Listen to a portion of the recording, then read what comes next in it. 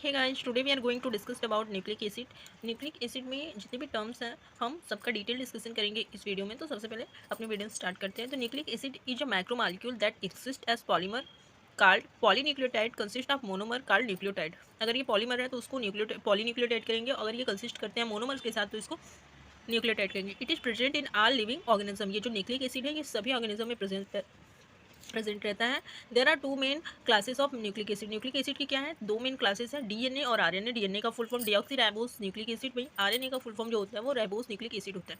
अभी डीएनए बनते कैसे हैं, आरएनए कैसे बनते हैं वो देखते हैं। इफ शुगर इज डीऑक्सीराइबोस, ये क्या है, डीऑक्सीराइबोस जो है वो एक वर्जन है राइबोस का। अगर शुगर डीऑक्सीराइबोस है तो पॉलीमर जो होंगे वो डीएनए होंगे, वहीं अगर शुगर राइबोस है तो पॉलीमर जो होंगे वो आरएनए होंगे। Nucleic acid are chemical compound that are found in nature. जो न्यूक्लिक एसिड होता है वो एक केमिकल कंपाउंड है जो कि नेचर में पाया जाता है। They carry information in the cell and make up genetic materials. ये जो न्यूक्लिक एसिड है ये इन्फॉर्मेशन को सेल में कैरी करते हैं और जेनेटिक मटेरियल्स को बनाते हैं। It is very common in all living things. ये जो न्यूक्लिक एसिड है सभी लिविंग थिंग्स में पाए जाते हैं। Where they create encode store the information in every living cell. जहाँ पे क्रिएट करते हैं, इनकोड करते हैं, स्टोर करते हैं इन्फॉर्मेशन को।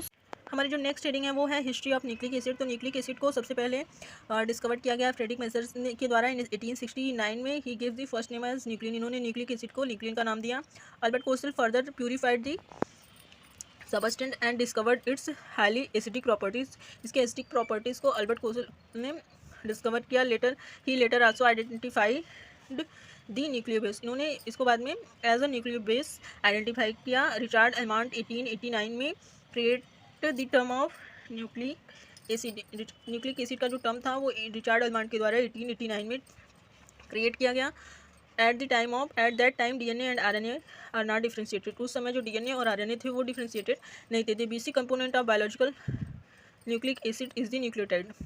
जो बेसिक कंपोनेंट है न्यूक्लिक एसिड का वो है nucleotide. Each of which contain pentose sugar, जो कंटेन करता है pentose sugar, phosphate group and nucleobase. Nucleic acid are also generated in the laboratory.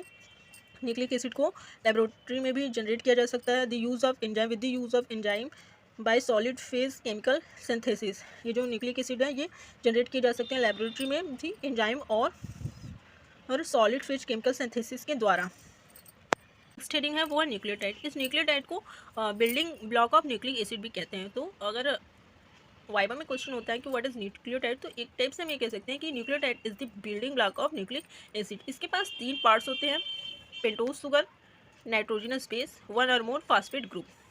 Next time अगर हम न्यूक्लियोटाइड पढ़ रहे हैं तो न्यूक्लियोसाइड को जाना बहुत जरूरी है। तो ये जो न्यूक्लियोसाइड होते हैं form by the union of nitrogenous base with a pentose sugar. ये जो न्यूक्लियोसाइड होते हैं ये नाइट्रोजनस बेस और पेंटोज शुगर से मिलकर बनते हैं। वहीं ये जो न्यूक्लियोटाइड होते हैं ये नाइट्रोजनस बेस, पेंटोज शुगर और फास्फेट ग्रुप से मिलकर बनते हैं। Nucleoside it is component of nucleotide. ये जो न्यूक्लियोसाइड है ये न्यूक्लियोटाइड का ही कंपोनेंट है, स्लाइटली बेसिक इन नेचर। जो न्यूक्लियोसाइड जो होते हैं बेसिक इन नेचर होते हैं, इनका जो नेचर वही इनका नेचर है, क्षारीय होते हैं ये। नेक्स्ट हम बात करेंगे कंपोनेंट ऑफ न्यूक्लियोटाइड। तो इसमें पहला पेंटोज शुगर को देखेंगे। तो पेंटोज शुगर में जो कार्बन का स्ट्रक्चर होता है वो 5 कार्बन होता है। In case of RNA it is ribose और in case of DNA it is deoxyribose. It known as pentose sugar because it is pentagonal in shape. इसको पेंटोज शुगर इसलिए कहते हैं क्योंकि इनका जो शेप होता है वो पेंटागोनल होता है with 5 carbon atom and it's 5 corners. इनमें 5 कार्बन एटम भी प्रेजेंट होते हैं और इनमें 5 कॉर्नर्स भी प्रेजेंट होते हैं, इसलिए इनका जो शेप है पेंटागोनल होता है। और पेंटागोनल होने की वजह से इसको पेंटोज कहा जाता है। ये जो स्ट्रक्चर है ये राइबोस का है और ये डीऑक्सीराइबोस का है। यहाँ पे ऑक्सीजन लगे हुए हैं, यहाँ पे 1 carbon, 2 carbon, 3 carbon, 4 carbon, 5 carbon. यहाँ सेकेंड कार्बन जो है 2 नंबर पे यहाँ पे OH ग्रुप जुड़ा हुआ है। अगर OH ग्रुप जुड़ा रहता है तो वो क्या है, राइबोस शुगर है। सेम स्ट्रक्चर डीऑक्सीराइबोस का भी होता है, लेकिन वहाँ पे जो देखिए सेम स्ट्रक्चर है, ऑक्सीजन ग्रुप है या नाइट्रोजनस बेस रहते हैं। फिर यहाँ पे सेकेंड नंबर पे क्या है कि इधर OH जुड़ा हुआ है, यहाँ पे OH नहीं है, यहाँ पे हाइड्रोजन जुड़ा हुआ है, जिसकी वजह से ये क्या हो गया, डीऑक्सीराइबोस शुगर हो गया।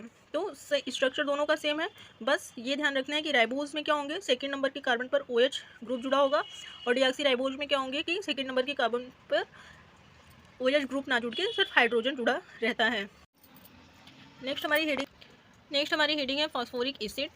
तो ये जो फॉस्फोरिक एसिड होता है ये रिस्पॉन्सिबल होते हैं development of ester bond in between 2 nucleotide.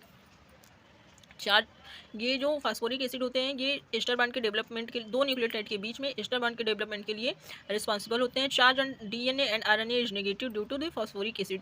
Phosphoric acid की वजह से ही जो डीएनए और आरएनए है उस पर जो नेगेटिव चार्ज है वो आता है। It is acidic in nature, that's why DNA and RNA called nucleic acid. ये जो फास्फोरिक एसिड है इनका जो नेचर होता है वो एसिडिक होता है, जिसकी वजह से डीएनए और आरएनए दोनों क्या होते हैं, एसिडिक इन नेचर होते हैं। नेक्स्ट है नाइट्रोजनस बेस। तो ईच नाइट्रोजनस बेस कंटेन 1 और 2 ring structure that include nitrogen atom. प्रत्येक जो नाइट्रोजनस बेस होते हैं वो इंक्लूड करते हैं एक या दो रिंग स्ट्रक्चर जो इंक्लूड करता है नाइट्रोजन एटम को। ये नाइट्रोजनस बेस दो टाइप के होते हैं, प्यूरिन और पिरामिडिन। प्यूरिन जो होते हैं वो डबल रिंग स्ट्रक्चर होते हैं, वहीं जो पिरामिडिन होते हैं वो सिंगल रिंग स्ट्रक्चर होते हैं। ये देखिए इसका स्ट्रक्चर है प्यूरिन का। प्यूरिन के अंदर एडेनिन आते हैं, ग्वानिन आते हैं, इन दोनों की संरचनाएं जो हैं वो डबल रिंग्ड हैं। और पिरिमिडीन जो होता है वो सिंगल रिंग स्ट्रक्चर होता है। ये इसका स्ट्रक्चर है, इसके अंदर साइटोसिन, थायमिन और यूरेसिल आता है। नेक्स्ट हमारी हेडिंग है टाइप ऑफ न्यूक्लियोटाइड। तो न्यूक्लियोटाइड तीन टाइप के होते हैं, मोनोन्यूक्लियोटाइड, डाइन्यूक्लियोटाइड एंड पॉलीन्यूक्लियोटाइड। जब नंबर ऑफ न्यूक्लियोटाइड सिंगल होगा तो क्या कहलाते हैं, मोनोन्यूक्लियोटाइड। इसका एग्जांपल है एटीपी, एडीपी। एटीपी का फुल फॉर्म एडिनोसिन ट्राइफॉस्फेट। वहीं जब नंबर ऑफ न्यूक्लियोटाइड 2 होता है तो वो क्या कहलाता है, डाइन्यूक्लियोटाइड। इसका एग्जांपल है एनएडी। और मोर देन 2 होता है अगर न्यूक्लियोटाइड का नंबर या मोर देन 2 न्यूक्लियोटाइड से मिलकर बना होता है